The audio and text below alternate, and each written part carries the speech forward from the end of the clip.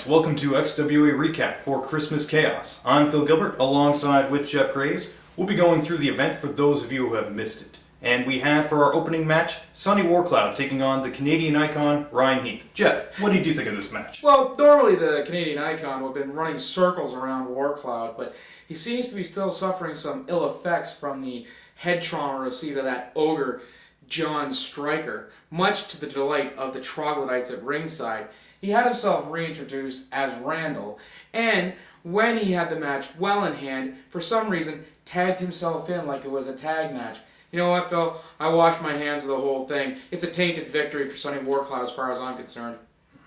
I'll be honest with you, Jeff. There's just something about the condition about Ryan Heath that doesn't seem to add up. I know that's a little bit stating the obvious, but I think there's a little bit more to it than that. But regardless, Sonny Warcloud was the victor in this match.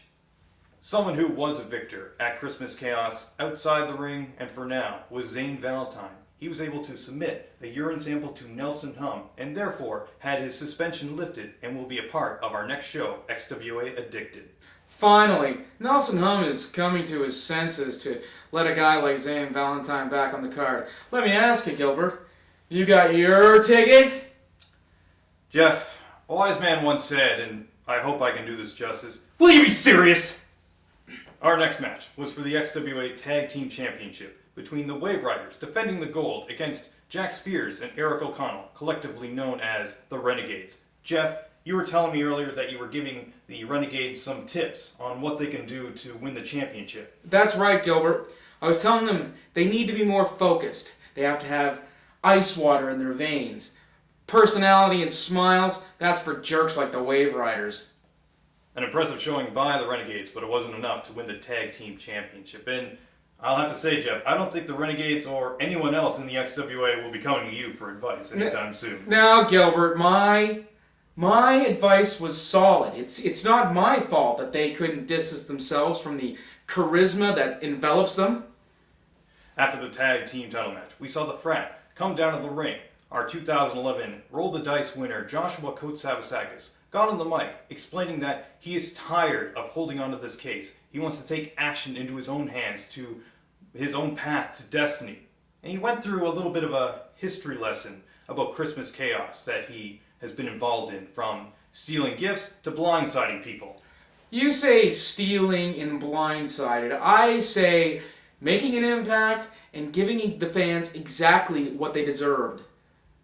After that, we saw John Stryker come down to the ring, offering his own little history lesson about his moments at Christmas Chaos, including the very memorable Santa Stryker. I think you mean Striker Claus. We'll have to take this with the case of tomato versus tomato. But anyway, Stryker challenged Kotsav to a match, and Kotsav did accept the challenge for Chip Chambers. Can we do something about John Stryker picking on guys who are smaller than his left calf? This is the second month in a row he's destroyed some small guy. Can we get some legal action, maybe contact Amnesty International, or possibly talk to Nelson Hum? Our next match had four people looking to settle some scores amongst each other. James Steele and Julius Fantana teamed up against Wesley Pipes and Johnny Versace. For a majority of the match, we saw Pipes and Versace isolating Fantana away from James Steele. That's what you do with infections. Isn't that the title of Dale Dangle's autobiography? Hey, that's not funny. He's being treated for that.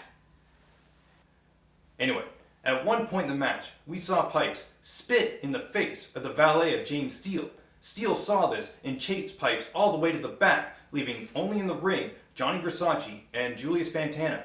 Versace was able to pin the elite champion and gained a victory for his team. You know, I for one was happy to see Versace get the win, despite the uncouth ne'er-do-wells at ringside constantly yelling, "People, he doesn't come down to where you work and tell you how to ask folks if they want fries with that." I tell you, Gilbert, I don't think this is the end of this by any means. In fact, I'm pretty sure that this is just the beginning between these two. Yes, attempt at a conclusion was just another chapter in this saga.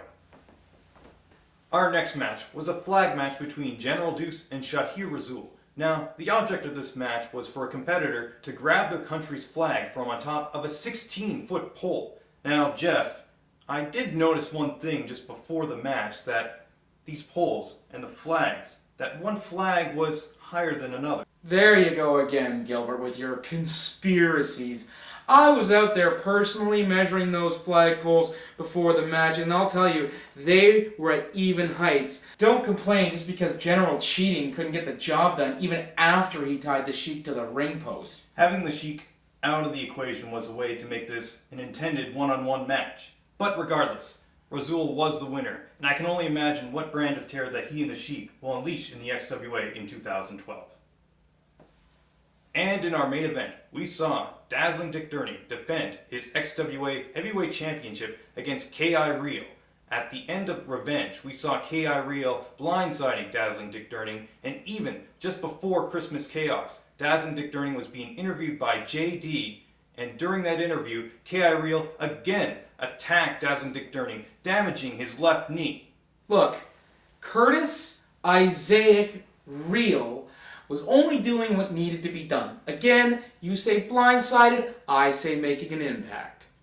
Even with a bad knee going in, Dazzling Dick Durney fought intensely and intently to retain his XWA Heavyweight Championship. At the end of the match, we saw Dale Dangles and Chip Chambers from the Frat attack Dazzling Dick Durney, allowing Joshua Kotsavasakis attempt to cash in his roll the dice briefcase. But Dazzling Dick Durney fought, held his own, and even though Josh did not cash in, he certainly left a message to the XWA champion.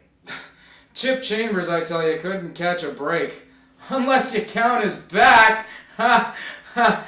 I hear he's hoping that he'll be able to still spin around the pole while in traction. Be sure to join us for XWA Addicted, our first show for 2012. You're going to see such matches like Barstool Bailey taking on Ryan Heath and superstars like James Steele and Johnny Versace. And don't forget the return of Zane Valentine taking on El Handsome-O. Can I just add one thing about that little praise that you're giving there?